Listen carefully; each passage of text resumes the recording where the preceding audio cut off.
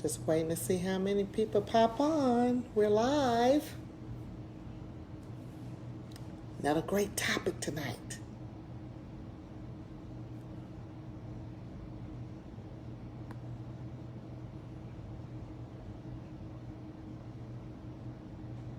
Hey, Rachel. Oh, glad to have you. Glad to have you. Welcome. Welcome, welcome, welcome. If my Facebook live freezes, please hop on my TessTims public figure page because it's been acting up. Hello, William. Welcome, welcome, welcome. I'm going to tell everybody, if my Facebook live freezes up, hop on my public figure page. It's TessTims public figure. I'm on 2 devices. Rachel, I miss you so much. Can't wait to see you again. I know Joshua's growing up.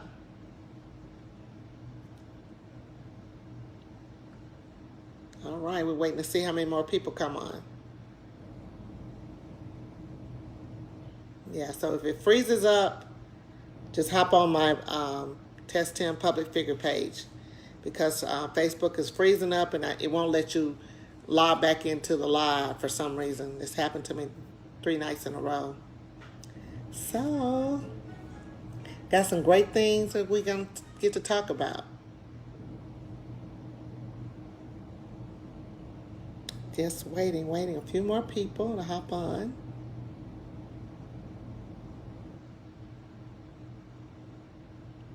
Hope you guys got your pad. Oh, yes. We just finished a senior. Oh, okay, you finished your senior photos. So he's a senior. Wow.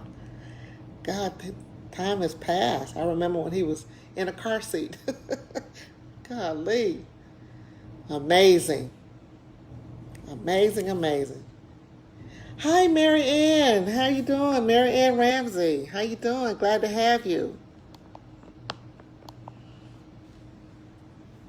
Glad to have you. I'll tell each person that hops on, if my Facebook freezes up, please hop on my TessTims public figure page. If this freezes up, it's been doing it every night. So I'm on 2 devices. So just hop on the other device so you won't miss all the good things I'm going to be sharing. So, hey Randy, glad to have you back. Hey Sharon, glad to have you. Glad to have you. Hop on my public figure page if it freezes up, guys. I'm on 2 devices, TessTims public figure page. Just hop on that if this freezes up, okay? I know it happened the other night when you guys were on and it wouldn't let me reconnect. So many people on the internet these days, so it's just what it is. But we're not going to let that stop us. We're going to keep it going. Okay, so I'm going to go ahead and get started. I want to welcome you guys. My name is TessTims. I am an international speaker, trainer, mentor, and coach. And I specialize in working with the service professionals and hairstylists. So if you are that person, you're going to really enjoy this. And if you're not, that's okay too. Because I'm here to move and inspire you guys each and every night. I come on here basically between 7:30 and 9 Central Time based on what I have going on because I'm a part of several other groups that I'm either an admin in a group or something like that. So I'm pretty busy, but I want to make time for you guys. So just stay tuned to my posts each and every day.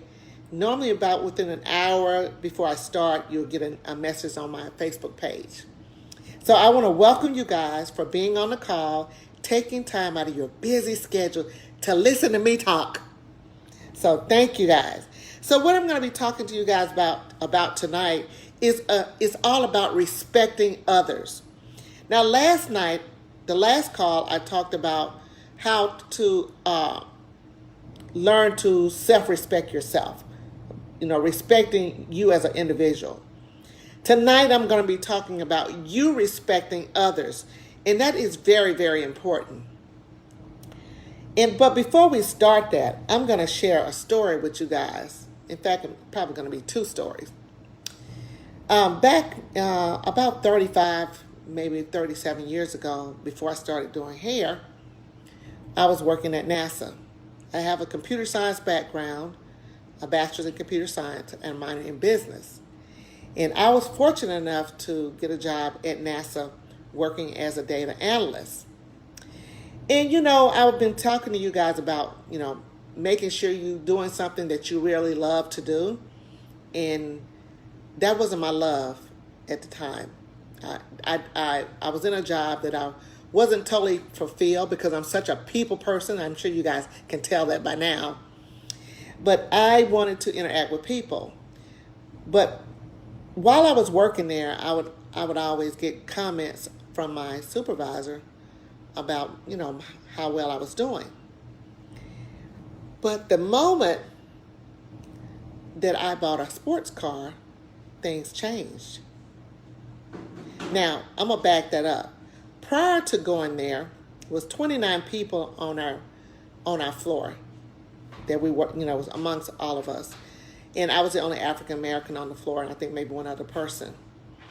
And we were chosen to do a top secret project that was going to be held in Spain, Germany. So I was chosen out of all the people on the floor to be one of the, I think, 8 to maybe 10 of us to go to Spain, Germany to work on a top secret project. I was so excited about this, guys, that I was have the opportunity to do this. And so, that happened. I was over to go over and spend time working in Germany. I think we did that for like 3 months. And from there, they transferred us out, when we got back to the States to Florida to finish out the project. Now, when I finished out the project, I had to return back to NASA, which was in Bay St. Louis, Mississippi. But I had challenges with my supervisor. I bought me a brand new red sports car. It was beautiful. I mean, gorgeous. I was getting ready to build a house, had bought land, going to have all these amazing things that's happening for me. But I started having challenges with my supervisor. He started making comments that looked like we're paying you too much money. You're writing better than me. These and writing better than my son. So I started getting comments from him on a daily basis until something happened to cause him to fire me. That's a whole nother story. But he was looking for something to fire me. Something to fire me. And it happened. My life was upside down from that point on. There's no way that I could continue on with what I was doing at NASA with someone that was on my back all the time making remarks that didn't serve me. He was being disrespectful to me. Didn't respect me as an individual, as a professional. But as time moved on, I lost my job. I thought the world had ended. But you know what? It didn't end. Because it took me on into the beauty world, the beauty professional. I enrolled in beauty school the next couple of weeks when I lost my job. And my entire life changed, guys. Now I got a chance to do something that I really love doing, is interacting with people and serving people. So it made all the difference in the world when that happened. So fast forward, I worked as a cosmetologist for 30 years. I became an expert. That is what I do on a part-time basis. I serve people that have hair loss and hair issues. And I became the best that I could be in my position and in my job. Whatever I do, whatever it is, whatever vehicle I'm using, I always become the best at that. So once I became the best at that, I decided to venture off and move to Houston. I moved to Houston, but before I moved to Houston, I was offered a position to come and interview at one of the richest day spas in Houston. Hey, Melissa, glad to have you. Hey, Edna, glad to have you. If the Facebook freezes up, guys, jump on my public figure page on Facebook, TessTims public figure page, because the internet is freezing up a lot. So I hope you guys, I don't want you guys to miss it. I'm on 2 devices.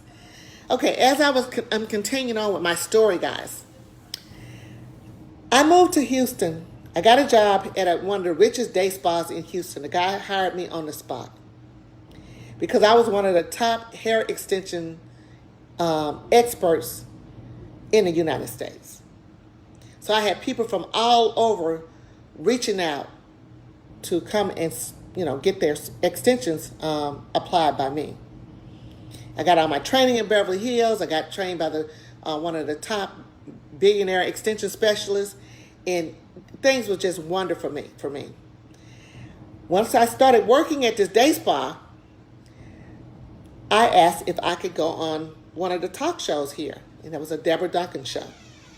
And once I was able to get on the Deborah Duncan show, there was a show called The Tricks for Hair. And I think Farouk and a lot of other people were on that show. Farouk was the guy who designed the Chi product. Well, when I did my model on the show, guys, everything started to change for me. Once I got back to the salon the next day, I had so many people calling for me to do their extension. Now, I was at a day spa where we serviced over 325 clients per day. It was 40 hairstylists. I was the only African American stylist at the salon.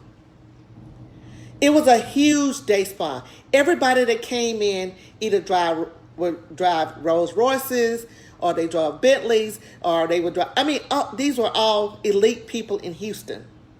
And I worked there. So I wanted to say this much to you guys. This was an exciting time for me. This is where I can really elevate my technique and my skill and my expertise. So I was excited to be amongst all of the wealthy. But let me tell you something, guys. Once I was able to go on the talk show, and all these people from all over the world were calling for an appointment with me. I had so many people, guys, I couldn't do all the people. There was a waiting list to sit in my chair. Now, we had over 8 different receptionists to book all of our appointments, because remember, it was 40 stylists, and everybody had to be booked by these 8 different appointment providers. Well, I had so many people from the talk show, guys, till it started concerning all the other stylists that worked there. The other 8 stylists that worked there that were not as good as I am. So there started a lot of chatter going on amongst everybody. And so I noticed that I was booked and booked and booked from, weeks at a time. I couldn't do all the people. I made so much money. I just like, oh my gosh, it was unbelievable. Well, guys, that changed. I noticed within 30 days, things changed. I noticed that I was not getting any clients.